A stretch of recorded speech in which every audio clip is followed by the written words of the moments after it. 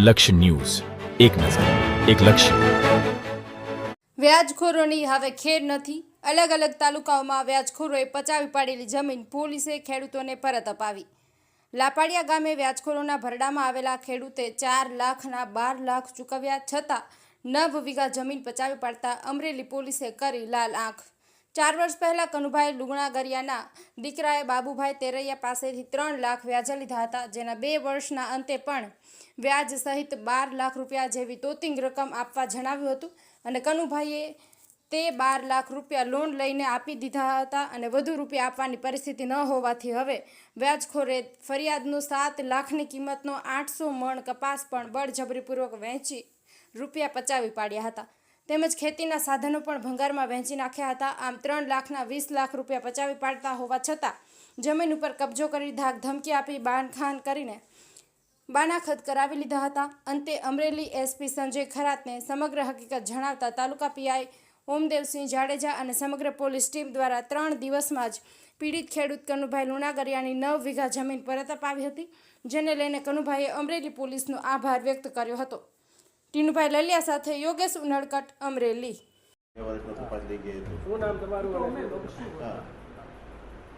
મારું નામ કનુભાઈ જાદવભાઈ લુણાગરિયા, ગામ લાપાળિયાનો રહેવાસી છું.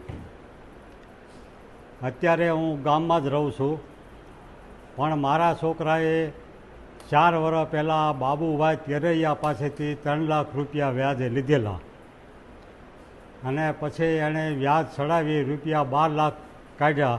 મેં એને 12 લાખ રૂપિયા લોન કરીને આપી દીધેલા, છતાંય એણે ધમકી મારી અને મારી પાસેથી મારી જીવાની જમીન 9 વીઘા એણે બાનાખત કરી લીધેલું અને હાલ એમાં યા વર્ષે એણે કપાસ વાવેલો અને પછી એણે મારી ઉપર દાવો મૂક્યો કે મને જમીન ખાતે કરી દો. તો મારી જીવાની જમીન મારે કેમ એને ખાતે કરી દેવી? પછી મેં એસપી સાહેબનો સહારો લઈ અને ફરિયાદ કરી અને એસપી સાહેબ અને પીએસઆઈ સાહેબે અને એના સ્ટાફે મારી જમીન 3 દિવસનો મને કબજો સોંપી દીધો અને અત્યારે હું એમાં ખેતી કરું છું અને બધા સ્ટાફનો ખૂબ ખૂબ હું આભાર માનું છું કે મારે 3 દિવસમાં મને જમીન પાછી આપી દીધી. ગુજરાત સરકાર તરફથી વ્યાજખોરીના જે દૂષણ છે તે ડામવા માટે સૂચના આપેલી છે અને તે સૂચના અન્વયે અમરેલી જિલ્લા પોલીસ તરફથી થોડાક સમય પહેલાં એક આપણે જર ગામે ધારીના 18 વીઘા ખેડૂતની જમીન પરત અપાઈ હતી. સાથે સાથે ગયા 15 દિવસ પહેલાં વડિયા તાલુકાના એક ખેડૂતને 9 વીઘા જમીન આપણે પરત અપાઈ હતી અને નાગેશ્વરીના એક જે ભાઈ જેનું મકાન પચાવી પાડવામાં આવેલ હતો વ્યાજખોરોએ અને મકાન ન હોવાના કારણે એ ભાઈ રાજકોટ રહેવા ગયો હતો, પરંતુ એમને એ પોલીસ કામગીરીની ખબર પડતા પોતે જિલ્લા કંટ્રોલ રૂમમાં જાણ કરી હતી અને ત્યારબાદ એને આશરે 7 લાખ કિંમતની મકાન પોલીસે પરત કરાવેલ હતો. તે મુજબ આજરોજ અમરેલી તાલુકા પોલીસ સ્ટેશન હદ વિસ્તારમાં લાપાળિયા ગામની એક વ્યાજખોરીની ફરિયાદ અમારી પાસે ગયા અઠવાડિયામાં આવી હતી, જેમાં સ્ટોરી એ મુજબની છે કે ભોગ બનનારના દીકરાએ આજથી આશરે 4 વર્ષ પહેલાં વ્યાજખોર બાબુભાઈ પરસોત્તમભાઈ તરૈયા પાસેથી 3 લાખ રૂપિયા વ્યાજે લીધા હતા અને આશરે ત્યાંના 2 વર્ષ બાદ એ વ્યાજખોરો જે છે એ અવારનવાર એ જે વ્યાજખોરીના પૈસા છે એ પરત લેવા માટે આ ફેમિલીને ઉપર દબાણ કરતા હતા, જેથી પ્રેશરમાં આવીને આ જે વ્યાજે લેનાર ભોગ બનનારનો દીકરો છે એ અહીંયાથી ઘેરથી ચાલી નીકળી ગયો હતો.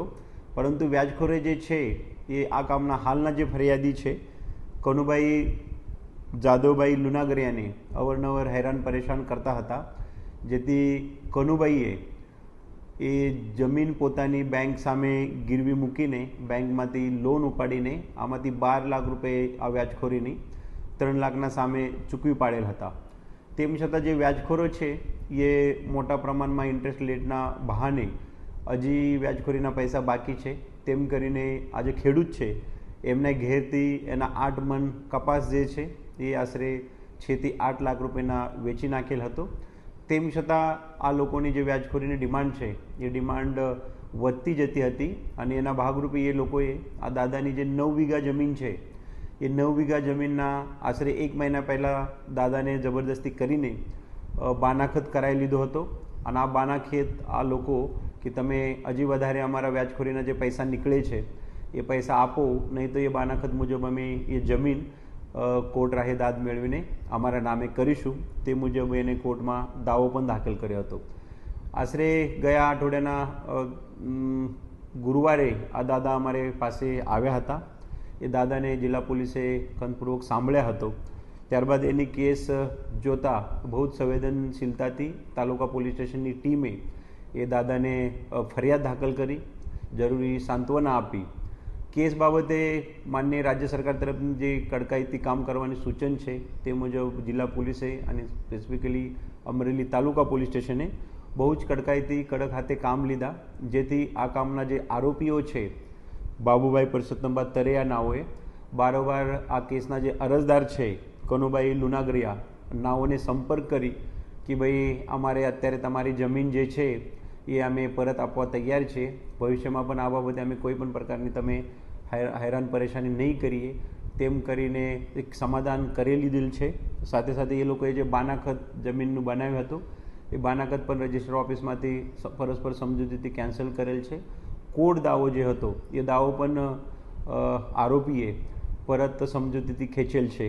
એટલે એક જિલ્લા પોલીસે એક સરસ એવી જે ભોગ બનનાર હતા એની 9 વીઘા જમીન અને છેલ્લા 2 વર્ષથી એ જમીન આરોપી જે છે એ ગુનાના આરોપીએ પોતાના કબજે રાખ્યા હતી અને ભોગ બનનાર જે છે અમુક સમય માટે એના જે બીજા બાબો છે સુરત ત્યાં રહેવા ગયા હતા અને અમુક સમયથી અહીંયા પોતાના ઘેર રહેતા હતા.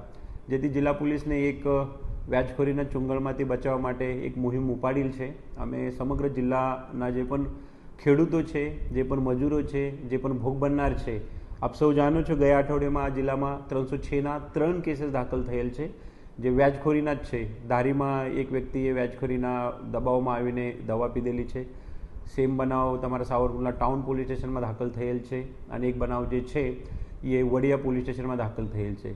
તો ફરીથી જિલ્લા પોલીસ તરફથી અમે બધાને આહવાન કરીએ છીએ, બધાને વિનંતી કરીએ છીએ કે આવું કોઈ પણ પ્રકારનું આપણા ઉપર પ્રેશર આવતું હોય છે, આપણા ભાઈએ, આપણા પાપાએ, આપણા કોઈ મિત્રએ આ પ્રકારનું વ્યાજખોરી પાસેથી પૈસા લીધેલ હોય અને આ પૈસા ચૂકવી નહીં શકતા હોય, એક અથવા વ્યાજખોરો આ પૈસા પરત લેવા માટે કોઈ પણ પ્રકારની ધાક ધમકી જબરદસ્તી કરતા હોય, તમારું બાનાખત બનાવેલું હોય છે, કોઈ વચોટી આ બાબતે હેરાન પરેશાન કરતા હોય છે, તો તમે નજદીકના પોલીસ સ્ટેશન, અમારા જિલ્લા પોલીસ કંટ્રોલ રૂમ અથવા અમારા સમક્ષ અથવા મીડિયા થકી કોઈ પત્રકાર મિત્રને, કોઈ વકીલને આપ એ બાબત બતાવી શકો છો.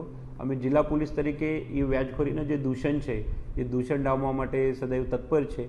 સાથે સાથે અમે આ વિસ્તારના લોકોને, નાગરિકોને એ પણ આહવાન કરીએ છીએ કે જ્યારે તમારે પૈસાની જરૂરત હોય ત્યારે અહીંયા જે સંસ્થાત્મક બેંક છે જેના વ્યાજદર એક લિમિટેડ વ્યાજદર રહે છે, વ્યાજદરમાં એ પૈસા પૂરતા પ્રમાણમાં આપે છે. તો આ જે સંસ્થાત્મક સ્ટ્રક્ચર છે એના થકી આપ લોન લેવી જોઈએ. જે માટે પણ આ બાબતે આપને કંઈક જરૂરત રહેતી હોય તો જિલ્લા પ્રશાસન અને સ્પેશિયલ પોલીસ તંત્ર એ બાબતે પણ આપ સૌની મદદ કરશે. Thank you.